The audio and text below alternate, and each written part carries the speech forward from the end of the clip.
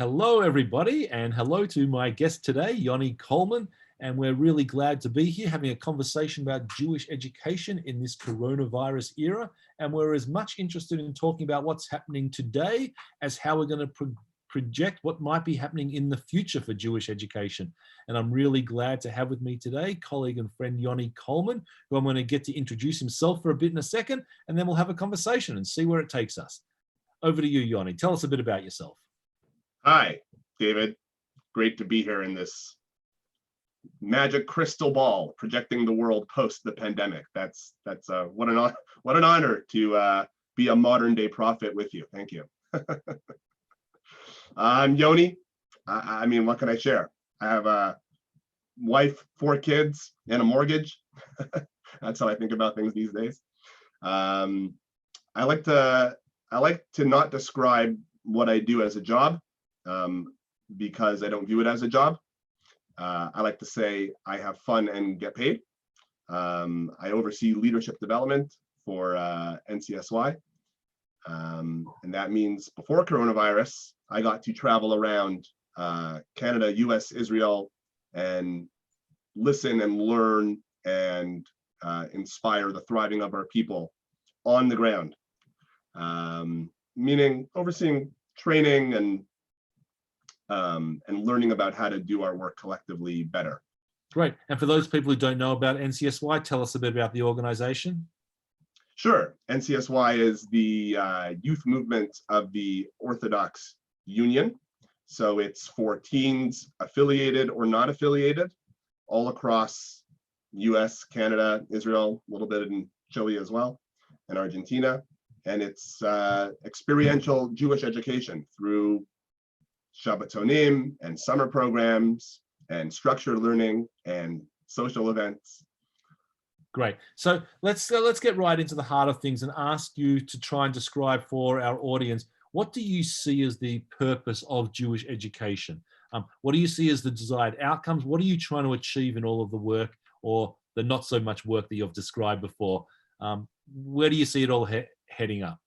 Sure. I mean, it's it's funny because you think, in Jewish education, when you there's this tendency, I'll speak for myself, to fall into a role. I'm a Jewish educator, so I do A, B, C, D as a Jewish educator. I thought I was a Jewish educator until I had to homeschool my kids because of coronavirus, and then I realized, no, I'm never mind. Maybe Jewish, but certainly not educator. I mean, I'm not sure how to accurately define it. I'll share with you how I think about it, okay? Somewhere between indoctrination and education, maybe somewhere between spoon feeding or learning how to feed yourself, there's this space where we're hoping to teach people how to be inspired in a sense of something more. I suppose in essence, it's the path towards hope. And I'm not trying to be fluffy around it. Education could be thought of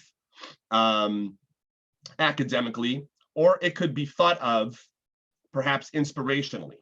And somewhere in between that space is where I relate to Jewish education. So if it's just a course of study, it's insufficient. If it just informs our life without some type of study, it's insufficient, which is why it's in a gray space with tremendous spectrum in the middle. So what makes it Jewish? What makes what you've described a Jewish enterprise? That's a good question. I'm really fascinated by the concept of culture and microculture. So the macro and the microculture. So like in any organization, you can have your core values, your mission statement, what the organization stands for. And then if you were to go and travel department by department, you'll find deviancies or applications. Put it in a cultural perspective. So if you walk one block in Brooklyn, it looks a certain way. And then on the next block, it looks another way. There's the way that people manifest in their physical space does not look the same. Just because you're in New York or you're in Toronto or you're in England, it doesn't mean that informs. I'm not trying to speak it's not a complex thing. There's differences depending where you go in the world. So to say to describe Jewish culture, I always worry about the homogenous implications of in that there's Jewish, there's a Jewish culture. The reality of Jewish culture, if you just zoom out, is that it's spectrum, it's a cholent. There's many different types of cultures. So I can share with you from my vantage point the types of cultures that I get to learn from and interact with. But I suppose our own Jewish narrative is there's 12 tribes, and there's differences in both personality and experiences in all those tribes. I mean, that's Jewish culture. So to sum it up and say Jewish culture is cholent might be appropriate. It might be a hodgepodge of many different things, taking information and values, both from classic, from our tradition, and from the outside world. There's a mix. Okay, so I'm going to push you a bit here because I know a bit more about what you do, and I know a bit about NCSY. And in some ways, NCSY has a really interesting population that it tries to engage with. In many of the families that NCSY engage with do come from what we might traditionally label as modern Orthodox Jewish families, or families that follow some sort of Jewish practice according to Orthodox tradition. And it also has a huge amount of work which it does specifically aimed at children, youth who do not have that exposure, who might classically be defined as secular kids, often who are found by NCSY in public school programs that you run. So I want to get specific about that public school population of, let's say, Sure, nominally Jewish kids who are otherwise in any Pew study might be labeled as just Jewish or even secular. What's the outcome? So you have an exposure with those kids, or you want to be interacting with those kids and educate them. What's the end game for those particular kids? How do you want them to come out at the end of the experience thinking, feeling, or knowing differently after NCSY or after Yoni has interacted with them? So, Yoni doesn't interact with any of the kids in the way that Yoni used to. So, like, I work with our staff directly. My interaction with, I kind of like Jane, maybe that's inappropriate, but Jane Goodall, in observing chimpanzee culture, if you will, placed herself in the midst of the poor analogy, because our teens are not chimpanzees. You have to immerse yourself in the culture of the place that you're in. A teen in Palo Alto, California, has different hopes, dreams, aspirations, and challenges than a teen in Milwaukee. And that's not, I'm not speaking anything, not like, that's just obvious.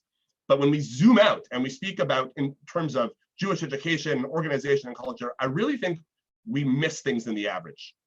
I don't think the answer is, one can authentically answer, well, we want X, Y, and Z globally, without first servicing what we want locally. And that is informed by the culture of the place. Teens in Palo Alto, I'm fascinated with them because they're the schools that there's it's Palo Alto's, all the high-tech companies are around there, and the public school teens there are it's the large Israeli population. Yordim from Israel, and these kids that I met in our Jewish culture class for public school kids were Israeli.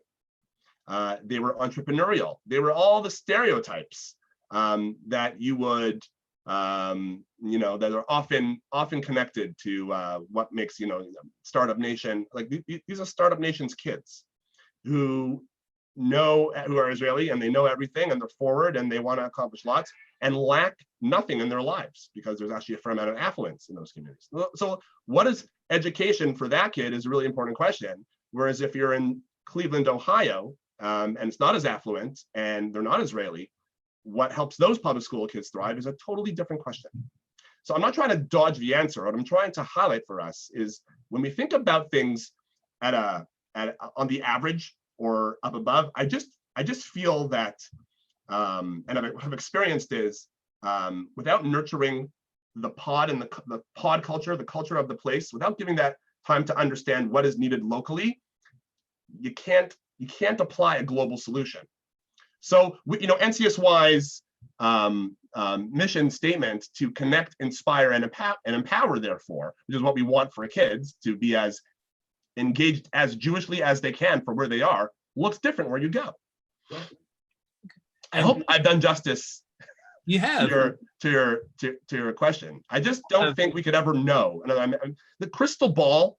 Okay, I wish we had a crystal ball, but no one has the crystal ball. I have seen that when our educators are authentically connected to their brand of Judaism, that's the most sticky. And there's many different brands of Judaism. Yeah, I guess I'm trying to also make the connection between like that impressive bookshelf behind you and the kids that you're speaking about. And at what point does the corpus of Jewish knowledge and content, the art scroll Talmud I have, literally, at what point does that become part of the equation as well? And I think it's important because we're in this enterprise which is going over generations and millennia, and what role do we play in all of that? And acknowledging that not all of our kids are going to have access to the same canon for whatever reason that they're able to or unable to. And here you serve as a bit of a bridge for many people. And one of the reasons I wanted to talk to you is because I think your understanding of who the populations are and their different needs. Also, you have in the background, you have a tremendous amount of wisdom and insight which comes from another place, and some way you form a bridge between trying to bring that collective wisdom, values, past tradition to the kids of today, and they're not always synergistic. And I think that's part of the exploration today and one of the challenges is how do we make sure that we are forming these connections moving forward. And that's precisely the challenge between indoctrination and inspiration. So if I'm really into, I don't know, math, and I wanted to inspire, my mission was to inspire kids to become mathematicians. So it would follow logically that I should know a little bit about addition and subtraction if I want to hope to inspire kids. And it would also stand to follow if I really want to, really get them go as far as they possibly can, then I probably should have some expertise in more advanced mathematics. So we don't, the cup runneth over. Like, as full as our cups are, I think better sets us up to share what we have. There's this great criticism that exists. The mashal is the parable is they go to one town. The rabbi goes to one town and teaches those that are not erudite. They're not knowledgeable in Judaism.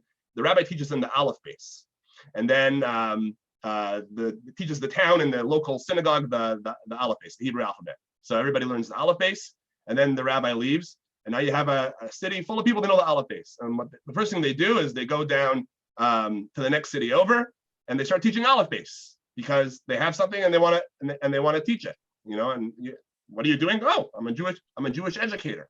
Like, you're missing I think we have a duty, right, to be erudite, to be the people of the book, to know as much as we can about the mountain of knowledge that exists in our very rich history. So that we have all the tools available to us, but not just in knowledge. I mean, we're talking about knowledge in the books, but I don't think of it that way. It's not just knowledge; it's experience. Right now, my kids are on Zoom all day. Our schools had to pivot, and now we're in distance learning. So I see my kids on Zoom all day. Okay, they're learning, but that's really entitled. It's not an experience at all. It's just not. Like, my kid's bored. He's 10 years old. He'd rather be playing Minecraft. Like, it's not the right space. And that's where experience is really important.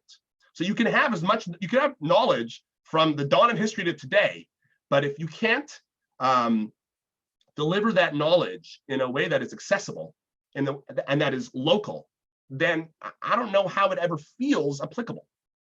So you've used this word twice, and I want to come back to it because I think it's a word that's often fascinated me in my educational journey as well, and that's the word indoctrination.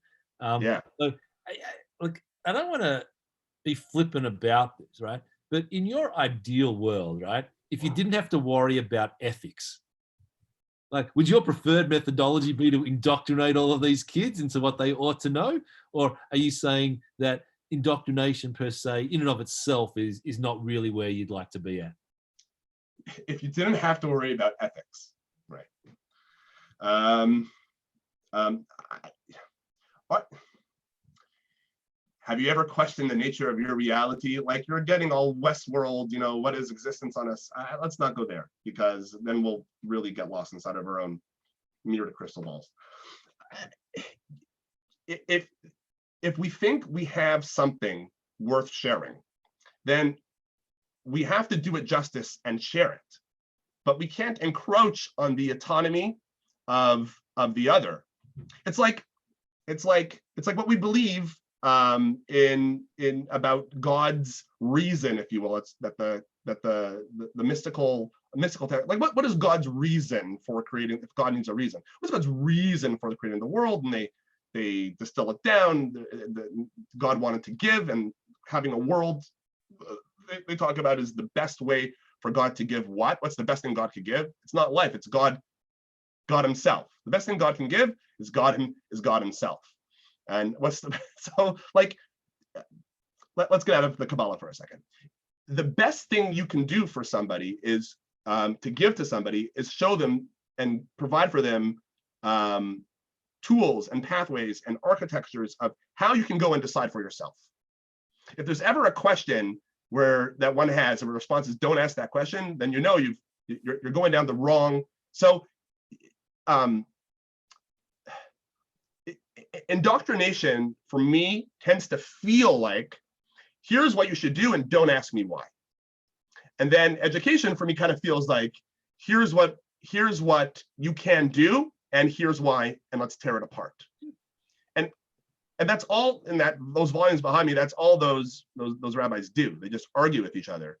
And to today, the Jewish people have carried on that tradition. What is two Jews, three opinions, whatever it is, right? Like that's for some reason part of our nature is to pull things apart and analyze them from a number of different points of view. Right. If that's godly, then that's okay. Maybe, I don't know. All right. So you've already spoken a bit about this, but I want to come into it a bit deeper now. Is that what's changing now during this this pandemic that we're facing? I think you've given a good illustration of what's taking place, at least for one of your children in your house at the moment.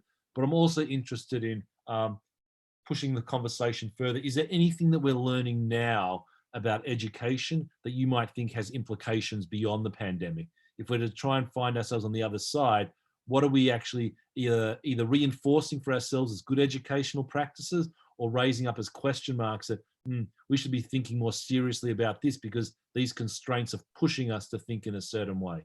So I know now a few weeks into the pandemic, what are you thinking about as a Jewish educator?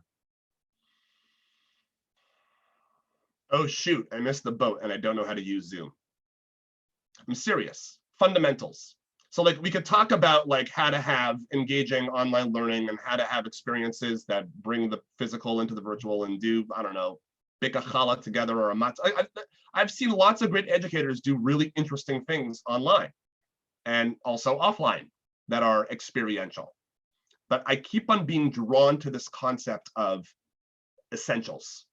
Okay, in Abraham Maslow's hierarchy of needs that describe human motivation, you cannot have somebody pursuing a multi-million-dollar business when they're hungry. Your more basic needs are layered upon your more advanced needs for social connection. And okay, so that is the trend.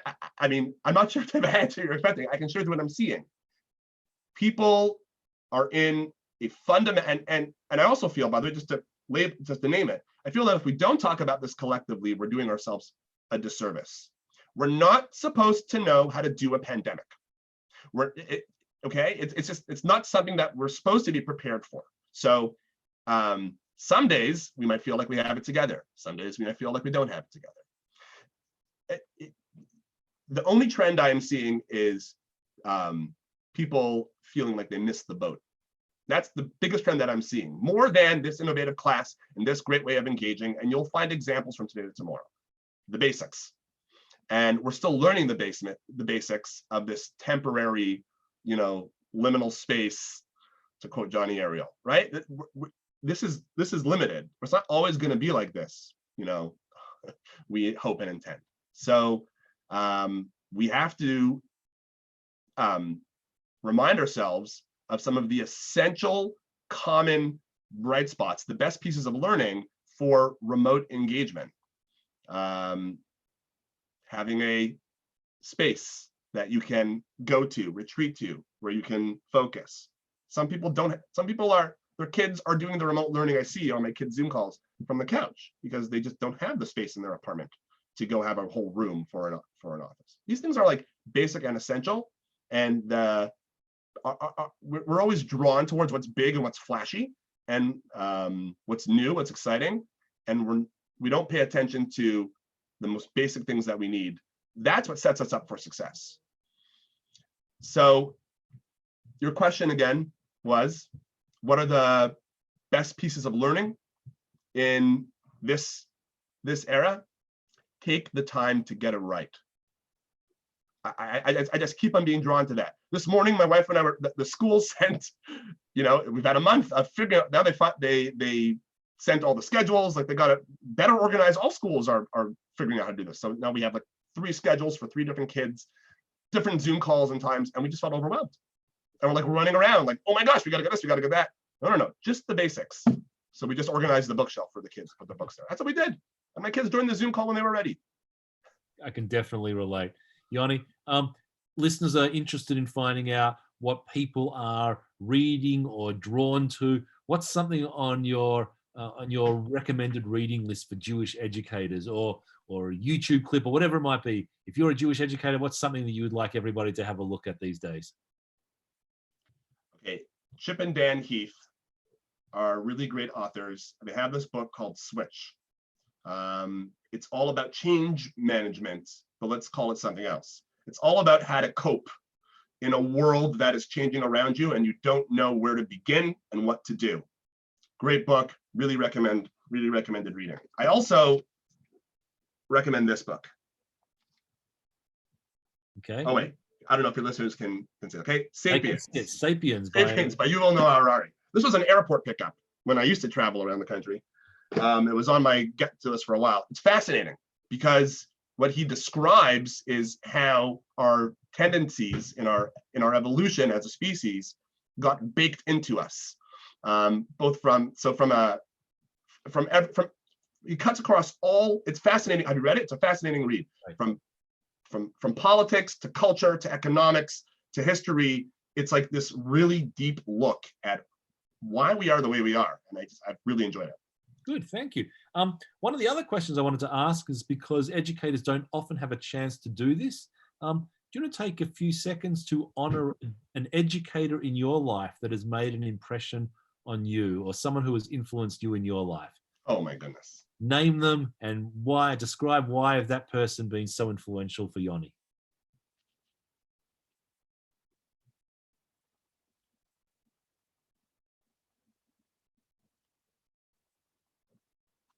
There's a dramatic pause here, listeners. Yes. He's thinking. Because we tend as a species to always immediately recall the inverse of that. Okay, like the not great experiences. So what I was just pausing about, not trying to be dramatic, was like, oh my goodness, like look at that tendency. Like we always just we're not makar tov. It's much harder for us to recognize the good. All the bad, all the problems, all what went wrong are really like, okay, that's the inverse of that. Just takes a second to like, oh yes, what was in terms of biggest impression, because biggest impression has 2 poles. Okay, so but we're going to go on the positive. It has to be my 12th grade 12 Rebbe, who was my teacher of Hebrew studies, because he was like no teacher I'd ever had before. I didn't think of him as like my Rebbe. I thought of him as like my friend, and like I could speak to him without any veneer and expectation of, how were your studies going? Did you go to prayers? None of those structures that you would expect there to be present in a school were there. He cared about me as an individual, and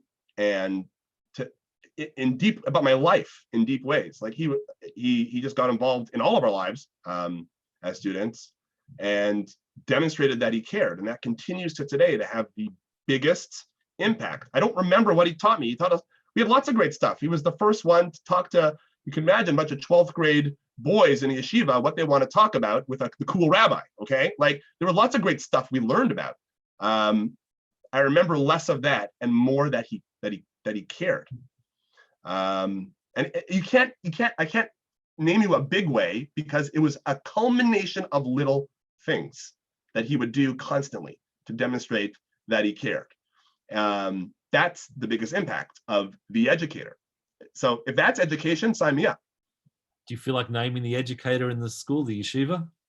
Yeah, he's now the director of Relief Resources, which is operates in Canada and the US. It's a referral service for a spectrum of mental health needs that operates in the Jewish community. So if you need to know where do I find a therapist which specializes in ABC, you can call them confidentially, and they help guide you where you need to go. His name is Mati Rappaport, my 12th grade Rebbe.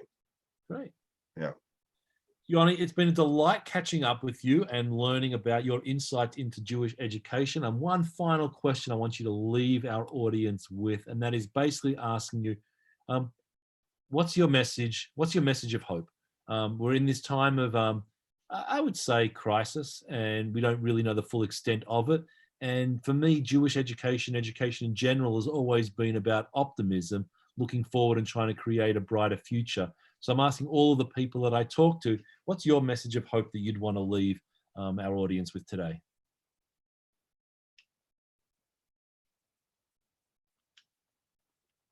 There's so who am I? I mean, I don't, it's such an odd way to have a conversation, David, to be the one that always has to answer. I never get to engage you in it. So I hope we can continue this offline. If possible, the message of hope is that at least I only can share one that I try to practice. So it's going to come with a healthy dose of, and I'm failing at this miserably. Try to find a small way to give, and let's leave that undefined. If it's give to yourself, if it's give to others, there's something powerful about giving, which is helpful, I find, in these times. So whether that's self-care or whether that's caring for others, when we give, we create a better world. And now that our worlds have become confined to our homes and the grocery store, if we can find a way to give, we can draw on some of that strength to carry us through the next phase of Jewish education and reality post-corona. Yoni Colman, thank you very much. On that note, it's a really fine way to finish up today. I have no idea where this series of discussions is going to go with some of my favorite Jewish educators. So I want to thank Yoni for participating as one of my guinea pigs to get this going. I also want to thank Mason, my dog in the background, who participated at some point in today's interview. And I hope he didn't interfere with the quality as we move forward and experiment here. But thank you, everybody. And I look forward to seeing you all on the next installment of this yet to be named podcast/video broadcast. Bye.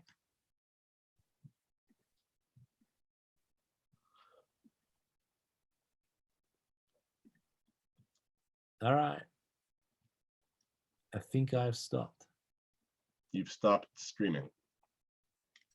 Didn't hear a dog once. Stop live screen.